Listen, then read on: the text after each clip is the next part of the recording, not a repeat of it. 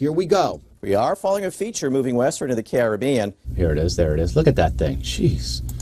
That's a big one out here. It could be a hurricane. There it is. It's very far to the south. So where I think this storm is going to go is like this, turn, and then I'm not sure about the U.S. coast yet. And there are so many possibilities that could happen. Oh, no, really quick. I almost forgot.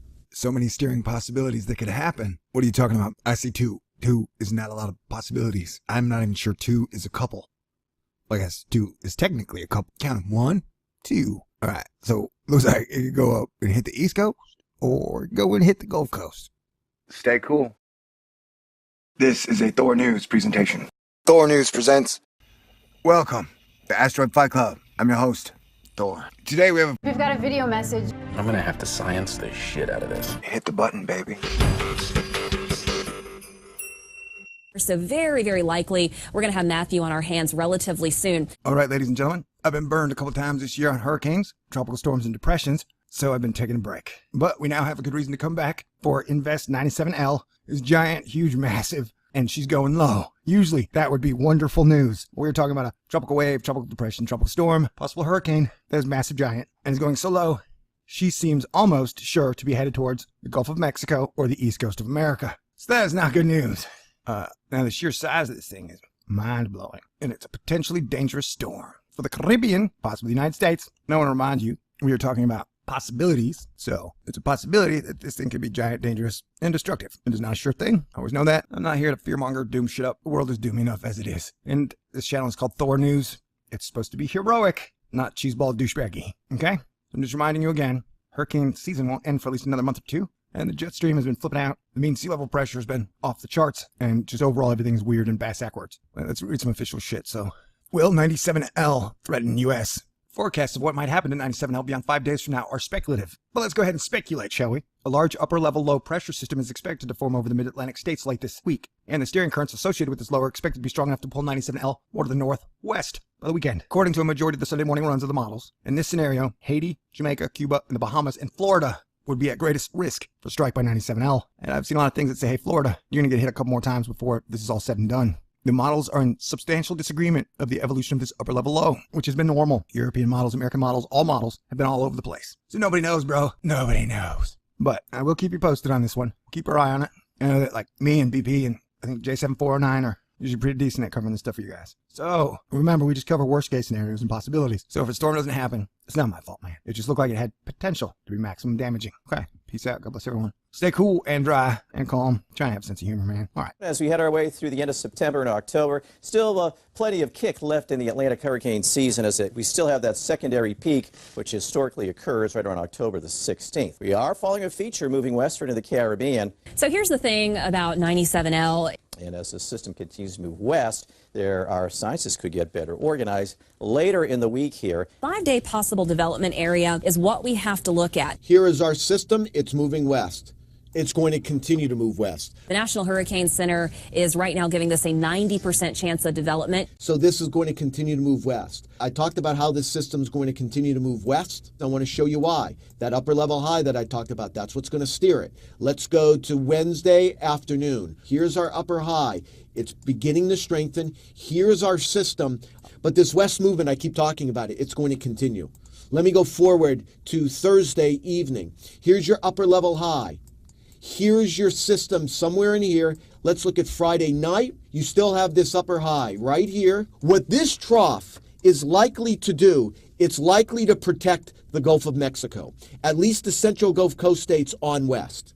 As long as this trough doesn't back up and it stays this deep, this will not allow this system to take a track into the Gulf of Mexico. That's the key. But upper high will continue to direct this west. Where do you think the global models have this going as we head into Sunday? I want you to watch it. Here we go. Saturday morning, Saturday evening, all of a sudden, at some point on Saturday, the models have this turning due north. Does that make sense?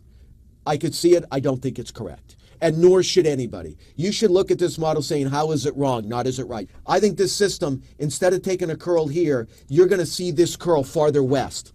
So the area I'm highlighting, just looking at the 500 millibar, looking at where the trough is, looking at the strength of the high, I think this system is going to get farther west before it takes a turn to the north. The area that I think would be somewhere in here. I think it would be east of Hispaniola and somewhere around Cuba. So where I think this storm is going to go is like this, turn, and then I'm not sure about the U.S. coast. I'm not even getting into that because we're talking, by the time that would happen, we're talking a week from now. It could be a hurricane.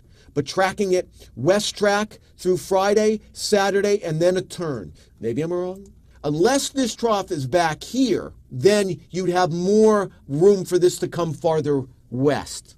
And I do believe that the models are too far east to a turn. No, really quick, I almost forgot. I want to show you two storms that have gone this far south into the Windward Islands. This is Ivan. We all remember Ivan. Look at this track.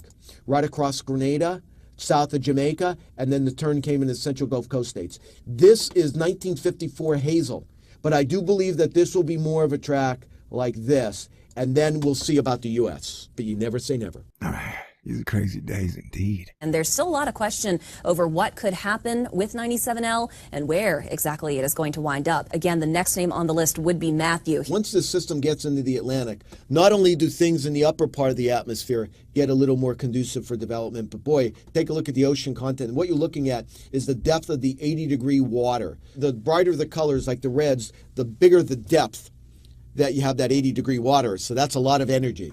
So I have no doubt if this system can maintain itself, that this is going to develop into a storm. And as we take a look at the October climatology, as we go from September to October, areas shaded in orange are the places that are favored for development, and systems that have organized or developed in these areas have tended to move off in the direction of these darker lines here. So if we look at climatology, it says beware systems that move into these areas this time of year like to be drawn northward. And it does look like it could be a significant feature across the Caribbean. So just like an amazing cliffhanger in your favorite TV show, we're going to have to tell you on this one. Stay tuned. You notice during the flickering, all right, you can see that there's still some more tropical waves out there. Really. All right, here you go. So we're going to be keeping an eye on this thing, and I'll keep you posted. Peace out. Man up. Get your big girl panties on, buddy. All right, Matthew. Here you go. Chat storm. Could hit the East Coast. Or it could hit the Gulf Coast. Weather. Always keeps you on your toes. Wonderful. And it seems a lot more verifiable than space news. Here it is. There it is. Look at that thing. Jeez. That's a big one out here. But here's our next system that we're watching well off to the south. In fact, it's already taking a much more southerly track than Karl or Lisa did, and that is eventually going to determine where it ends up. It's going to get pushed much farther off to the west, bringing it a lot closer to land areas. Weather. Always keeps you on your toes. Wonderful. Here we go. We are following a feature moving westward into the Caribbean. Here it is. There it is. Look at that thing. Jeez. That's a big one out here. It could be a hurricane. There it is. It's very far to the south. So where I think this storm is going to go is like this, turn, and then I'm not sure about the U.S. coast. And there are so many possibilities that could happen. No, really quick, I almost forgot. So many steering possibilities that could happen. What are you talking about? I see two. Two is not a lot of possibilities. I'm not even sure two is a couple. I guess two is technically a couple. Count 1, 2. All right. So looks like it could go up and hit the East Coast or go and hit the Gulf Coast. Stay cool. This is a Thor News presentation. Thor News presents. Welcome to Asteroid Fight Club. I'm your host, Thor. Today we've got a video message. I'm gonna have to science the shit out of this. Hit the button, baby. So very, very likely we're going to have Matthew on our hands relatively soon. All right, ladies and gentlemen, I've been burned a couple times this year on hurricanes,